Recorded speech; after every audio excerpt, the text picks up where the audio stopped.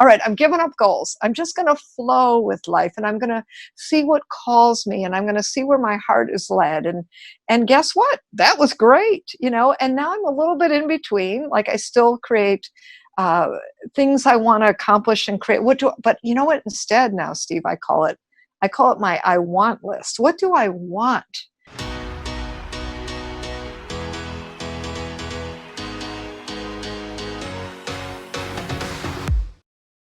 I was in Canada and fell over a curb and broke both ankles in multiple places and Oh ended my up God. in a wheelchair for 6 months. All right. So Wow. who knows why that happened? Except I like to say that God stopped me in my tracks, right? I was on the way to a speaking engagement. Instead of speaking, I went to the emergency room in Canada, and was abroad while this happened, which was not an easy thing, by the way. And they wouldn't let me back on the plane because I couldn't walk and all kinds Oh of my gosh. other complications. So that happened, right? And who would have seen that coming? And I had to literally had a caregiver for 6 months. I could not do things on my own. And I think, stuff happens in our lives, right? And for me, that was also a time where I had to go within, where I had to look and see what was the meaning of this. Why was I stopped, slowed down? What happened? All of that stuff. And I just think things happen in our lives, good, bad, up, down, all around, and one needs to learn to ride the somewhat the merry-go-round of life, the roller coaster of life. And I think the more you can do that, it's not like it flattens out, because I don't know that it does. I don't know. Maybe it does. I'm not sure. Right. Um, but what I do know is the journey gets a lot better, a lot more joyful, a lot easier. And that I know as I've relaxed into the flow, so to speak. I remember another good analogy for me is like rowing the boat versus like just going on the boats on the current of the river. Right. So I think you got to do a little of both, right? You got to ride the current of the river, and you got to steer occasionally. I think you got to do both. Not like sometimes I was steering too much in my life, trying to paddle hard and get somewhere and do something and obtain something and create a goal. And funny enough, I don't know, about 4 or 5 years ago, maybe 4 years, I then decided I was going to like give up goals. All right, I'm giving up goals. I'm just going to flow with life, and I'm going to see what calls me, and I'm going to see where my heart is led. And guess what? That was great, And now I'm a little bit in between. Like I still create uh, things I want to accomplish and create. But you know what? Instead, now, Steve, I call it my I want list. What do I want? Not what my goal is, but what do I want? And so if I go in the direction of that, my what I want, I'm finding that I'm going to um, pretty much get my goals. You can substitute the word goals, but I now call it my I want list. And I really look at that. What do I want? Well, okay, I want to make X amount of dollars every year. Great. I want a certain amount of books and a certain amount of clients. Great. I want to create a kindness circle. Great. And so all of these some are business ones, some are personal ones, some are travel ones, whatever it is. That's the list I work off of now. And that's been for me a really good redirection. It's so beautiful. Like I'm just keep sitting here interested. It's like we're playing a little ping pong back and forth here, because what I found is when I made too stringent of goals, then I would be dictating like what road I was on. And so I use the metaphor of a road, but then all of a sudden the road that I'm on has potholes, my car's getting damaged, going down a really tough time. And ultimately it wasn't the goal that was causing that, it was the path that I had created, because I was like, this is the way I'm going to do it.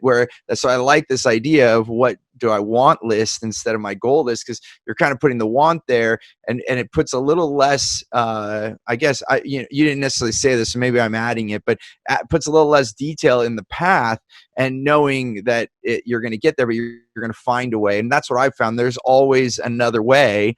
And so it's not that we give up on our goals, or like you said, give up on what you want, but the way that you get there, that can change a whole bunch of times. But you'll find your way there. Going back to your Jordan story that has happened right now this year is amazing. That the fact that that's on your bucket list, there was no intent when you originally left your house that you were going to go there, and then you ticked that box, you checked it off, and it was not the way you planned. In fact, you didn't really plan it. It wasn't a goal for a month ago or 2 months ago. You still got what you want because it was on your want list. Am I congruent with what you were saying? That's exactly what I'm saying. And I think there's a point where the goals become too tight. And I remember a coach said to me, I said, I want $1 million business. And he looked at me and goes, well, why? And I'm like, okay, I don't know. Somebody once told me maybe you should have $1 million business. All right, well, that sounds good. But truthfully, it wasn't actually, yeah, it sounds good in theory, it does. And it sounded good to say it. And, it seems like it should be something I'm going after. But did I really want it? Like it really had to make me sit back and go, wow, what, is that true? And the other truth is that I wasn't making that goal. And so if I made 100,000 that year, I would never feel enough. Right. Then you're dissatisfied. Right. And so even though in my mind, yes, I wanted $1 million business, maybe I was at 100,000, and maybe then it went to 150, but I was still always a failure, which by the way, that's, there's nothing wrong with that, with that number of 100,000, 150, 50,000, wherever it is that makes you happy, that gives you what you want in life, that, takes care of your needs and more, and has you have some fun, whatever that number is. But I kept feeling like a failure because I realized my number was too high, just in this example, and that I wouldn't make it. And then I'd always feel like a failure. How ridiculous is that? Well, yeah, and what is the number? So I love the question, what will having that do for you? And I learned that from one of my mentors, Carl Buchheit. It's an NLP question. What will having that do for you? So like anytime I want something, or even if I am setting some wish list or goal or whatever word you want to put on it, like, you want to make $1 million. Okay, what will having that do for you? And then the answer leads to like what you thought that $1 million would do. A funny story, I would meet up with this other coach speaker from out of events here and there. Like we would end up speaking at the same event, and this happened, and I hadn't seen him in a little over a year. And I was like, oh, so what happened in the last year? He's like, I was helping this client here in South Africa, and I got to spend time on his yacht, and then I'm in Sydney doing this, and he's telling me all these great stories, and he goes on and on, and then he turns to me, he's like, yeah, but you remember I told you my goal was to hit $1 million in annual revenue. And he said, I didn't. And he's getting like all bummed out, gloomy. You could see the gray cloud coming over him, and then he, and then I said, oh, well, when you have that $1 million, what will having that do for you?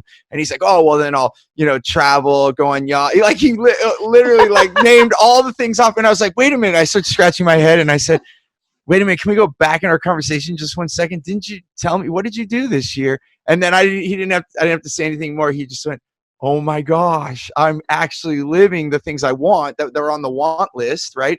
Without doing that. And so then I just quickly said, so do you really need $1 million in annual revenue? And like you said, he's making multiple six figures. So he's still living like a really good life. You're talking, that's still like, I don't know that the newest statistic, but last time I looked, you're in the top 3% of earners in the United States, right? Definitely in the top 5%.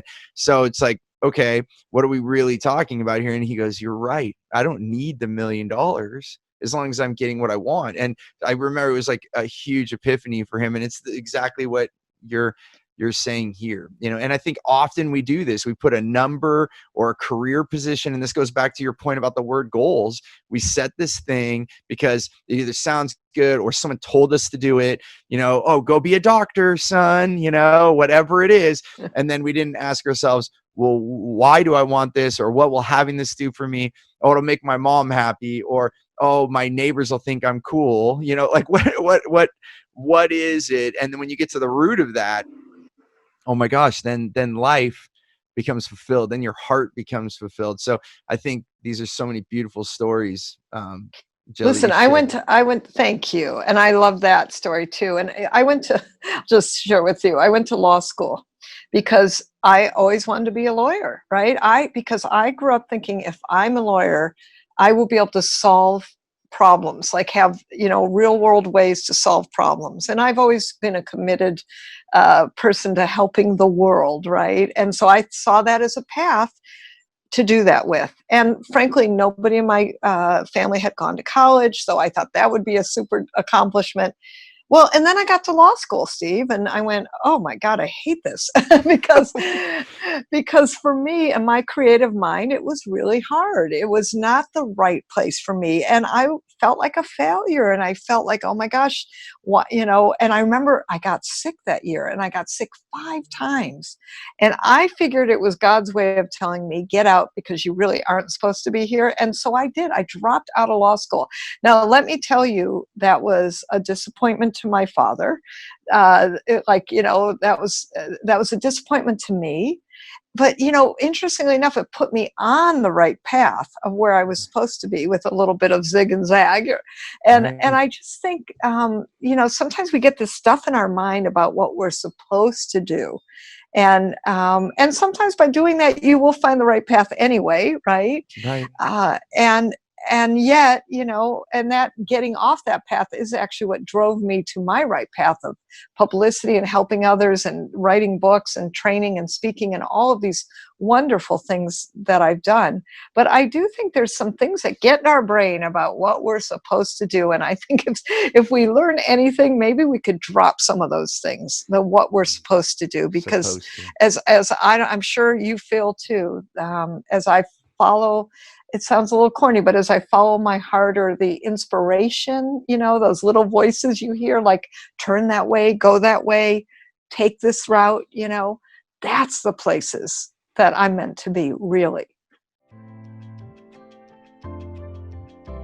Hey there, I want to give you something really big. It's called Clear Path to Customers. It's the way that we get the right language to get the right client. I like to call them your wow clients, so that you can have more results, more revenue, more raving fans, and more referrals. And I want to give this to you absolutely free.